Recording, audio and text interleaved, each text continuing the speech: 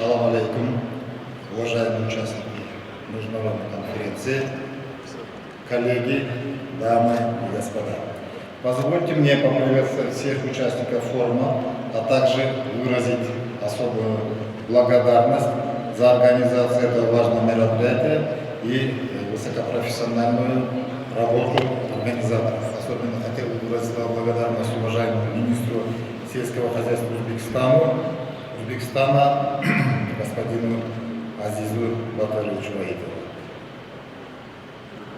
Сегодня мы обсуждаем одну из актуальных тем современности – вопросы необходимости выстраивания современных мер в области продовольственной безопасности и продовольственной системы.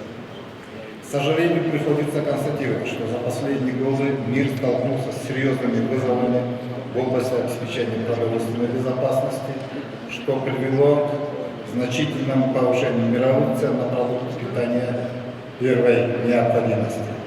Согласно оценкам Всемирного банка, цены на сырьевые товары на продовольствие будут оставаться высокими на ближайшие годы. В этих условиях особую актуальность приобретает оценка перспектив и потенциала интеграции, что определит переплетение национальных производственных процессов в сфере развития агропромышленного комплекса, а также даст доступ к новым рынкам и передовым технологиям. Большую роль в части соблюдения высоких мировых стандартов качества и сертификации будут играть процессы гармонизации регламентов и создания общих стандартов. В рамках выступления хотел бы обратить ваше внимание на обзор текущего состояния агропромышленного комплекса нашей страны. В общем объеме внутреннего валового продукта страны доля сельского хозяйства составляет 15%. При этом, уважаемые друзья, более 65% населения страны проживает в сельской местности, и 24% граждан Кыргызстана заняты в сфере агропромышленного комплекса. В этой связи сельское хозяйство имеет не только экономическое, но и большое социальное и политическое значение.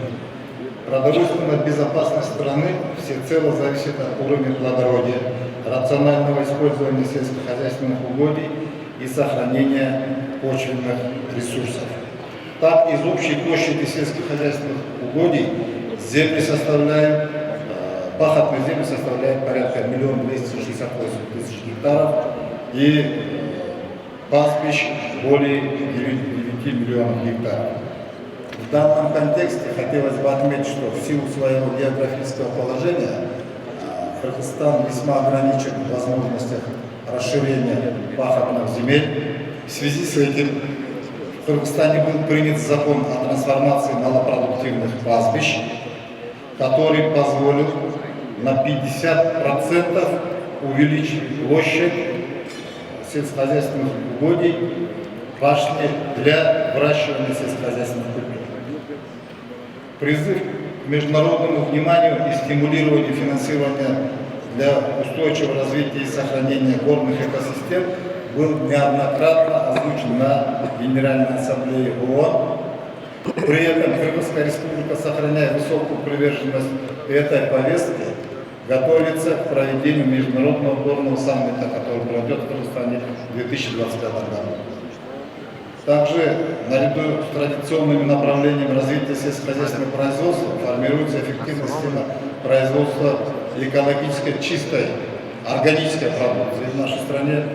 В частности, в сфере органического сельского хозяйства осуществляется проект «Органический Аймак» как синтез современных достижений и опыта традиционной культуры. На сегодняшний день Кыргызстан остается зависимым от импорта основных продуктов питания, необходимых для обеспечения продовольственной безопасности страны. При этом за последние 2 года, уважаемые друзья, Кыргызстану удалось значительно увеличить производство зерна с 50% до 78%, мяса с 65% до практически 90% и сахара от 40 до 65% за счет своего производства. В целях исправления данной ситуации, которая складывается дефицитом продуктов питания в Кыргызстане, в виде введена программа кластерного развития сельского хозяйства. Она означает, что финансирование будет направляться малым и средним фермерам, которые производят основные продукты питания, необходимые для обеспечения продовольственной безопасности страны. Участниками кластера являются предприятия пищевой промышленности, фермеры, поставщики сырья и материалов, торгово-логистические центры, торговые сети и другие.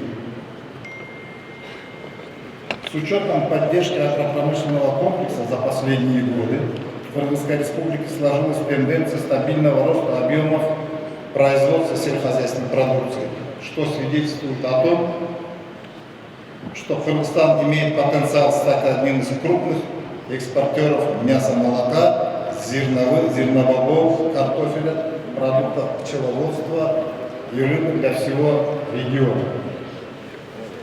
Уважаемые коллеги, дорогие друзья, в завершение хочу подчеркнуть, что несмотря на вызовы, перед нами стоят новые возможности и технологии, устойчивые методы инноваций, способные улучшить производство и сократить негативные воздействия на окружающую среду. Совместными усилиями мы сможем обеспечить продовольственную безопасность всего региона. Большое спасибо за внимание. И еще раз хочу выразить слова благодарности нашим коллегам за организацию на высоком уровне, как Министерству сельского хозяйства Узбекистана, так и команде ФАО, уважаемый господин Геральт Куцу, особенно вам большое спасибо за ваш профессионализм. Желаю успехов в нашей